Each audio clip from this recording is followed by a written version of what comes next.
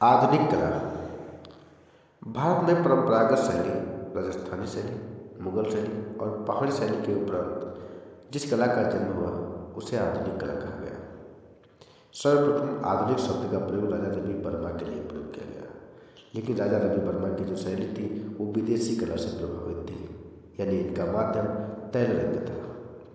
भारत में विदेशी कला का प्रभाव समाप्त करने के लिए ही बंगाल शैली का जन्म हुआ, जिसके संस्थापक अवनींद्रनाथ टैगोर थे। इसीलिए अवनींद्रनाथ टैगोर को नवजागृति का पिता कहा जाता है।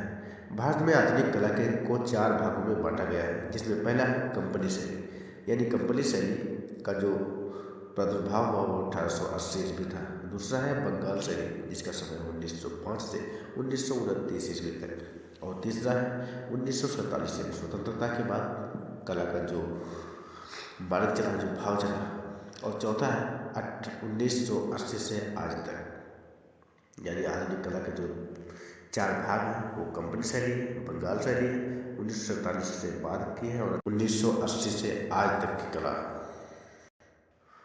भारतीय आधुनिक कला का प्रथम चरण जो है वो कंपनी शैली को माना जाता है, जिसका समय जो है वो 1880 से निर्धारित है, और द्वितीय चरण बंगाल शैली को माना जाता है, जिसका समय 1905 ईस्वी से 1920 ईस्वी तक को माना जाता है, और तीसरा चरण जो है वो आज़ादी के बाद यानी 1947 के बाद का समय है।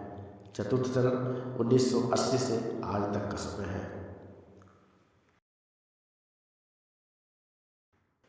कालीघाट शैली या पटुआ शैली या इसी को बाजार शैली भी कहा जाता है। वास्तव में अगर हम कालीघाट शैली की बात करें तो कलकत्ता के कालीघाट मंदिर से इसका जन्म होता है, लेकिन कालीघाट और जो कालीघाट शैली है और जो पटुआ शैली है ये दोनों एक ही नहीं है बल्कि एक जैसी है। अगर हम सर्वप्रथम की बात करें तो सर्वप्रथम इस शैली की शुरुआत जो होती है वो मुर्शिदाबाद के पटुआ कलाकारों के द्वारा हुई, लेकिन जब 1997-98 में जाप चारनाग ने कलकत्ता नगर की स्थापना की तो वहाँ से जो पटुआ कलाकार थे मुर्शिदाबाद वाले वो कलकत्ता में कालीघाट मंदिर के पास आकर बस गए और कालीघाट शैली को जन्म दिया। क्योंकि यहाँ के जो कलाकार थे उनका उद्देश्य ये था कि चित्रों को बनाए और उसको बेचकर जीविकोपार्जन करें, इसीलिए कालीघाट शैली के जो चित्र है वो बाजार शैली की तरह बिके, इसलिए इसे बाजार शैली भी कहा जाता है। W.C. आर्चर ने अपनी पुस्तक कालीघाट पेंटिंग में इस शैली को बाजार शैली कहा। 1947 में रुडयार्ड किपलिंग ने इस शैली के समस्त चित्रों को विक्टोरिया एंड अल्बर्ट म्यूजियम को प्रदान कर दिया। चित्रण विधान। अब देखते हैं कालीघाट पेंटिंग जो थी इसका चित्रण विधान क्या था।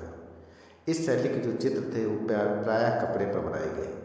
19वीं सदी के आसपास इसमें कैनवास का भी प्रयोग किया गया।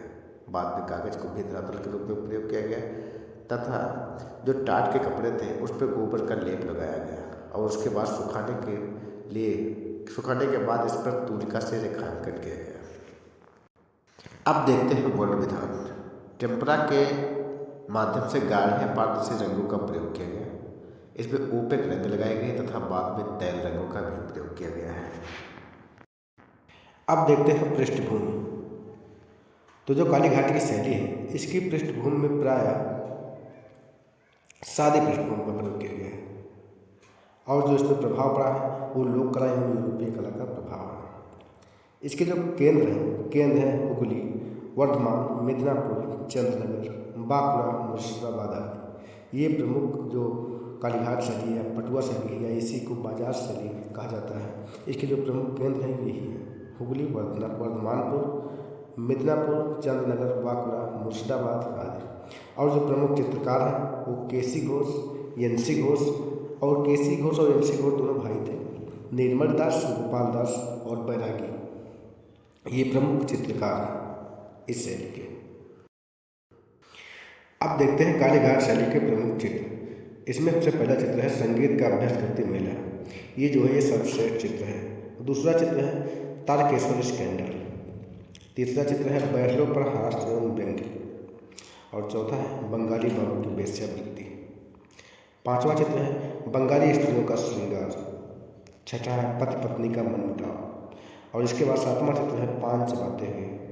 आठवां शराब पीते हुए, और नौवां चित्र है स्त्री द्वारा भक्त का अपमान। यही प्रमुख चित्र हैं जो कालीघाट शैली या पटुआ चित्रकला शैली से लिए गए हैं।